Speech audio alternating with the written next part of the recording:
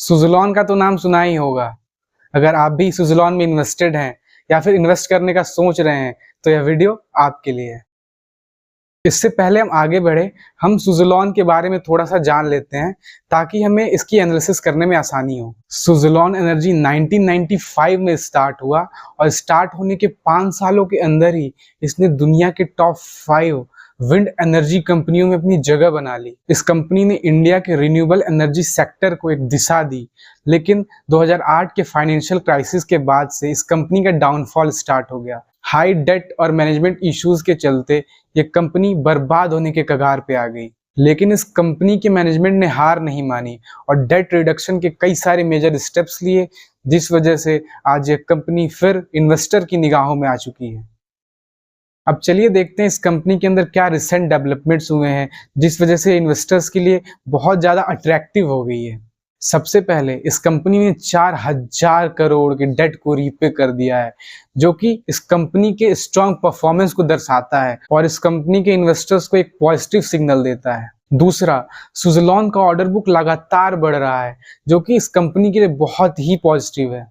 तीसरा और सबसे इम्पॉर्टेंट पॉइंट, इस कंपनी के प्रमोटर्स सुज़लोन में दोबारा से स्टेक बढ़ाने की बात कर रहे हैं, जो कि उनके कॉन्फिडेंस को दिखा रहा है और बाकी इन्वेस्टर्स के कॉन्फिडेंस को भी ये बात बढ़ा रही है। पिछले कुछ टाइम से आपने देखा होगा कि जितने भी बड़े इन्वेस्टर्स हैं वो सभी सुज़लोन के बारे में बात कर रहे हैं। आप भी सोच रहे होंगे कि सुज़लोन में ऐसा क्या हो गया कि बड़े बड़े इन्वेस्टर्स सुज़लोन के बारे में बात कर रहे हैं।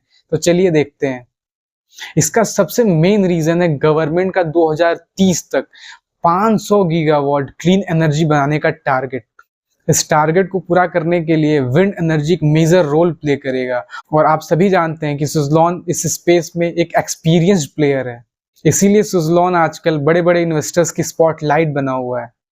अगर मैं आपको अपना पर्सनल ओपिनियन दूं तो मैं सुज़लोन की ग्रोथ स्टोरी को देख के इसके ऊपर बहुत ज़्यादा बुलिश हूँ। अगर आप लॉन्ग टर्म इन्वेस्टर हैं और हाई रिस्क लेना चाहते हैं तो आप सुज़लोन एनर्जी में SIP मोड में इन्वेस्ट कर सकते हैं। लेकिन अगर आप शॉर्ट टर्म के लिए सुज़लोन में इन्वेस्ट करना चाहते हैं तो यह अभी भी हाई रिस्क जोन में है।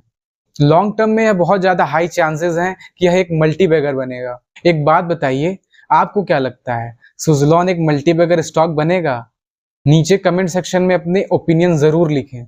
आज के लिए इतना ही, मिलते हैं अगले वीडियो में। याद रखें, हमारा और आपका मकसद स्टॉक मार्केट से पैसा कमाना है, ना कि स्टॉक मार्केट को पैसा देना। इसीलिए अपने मकसद को ना भूलें।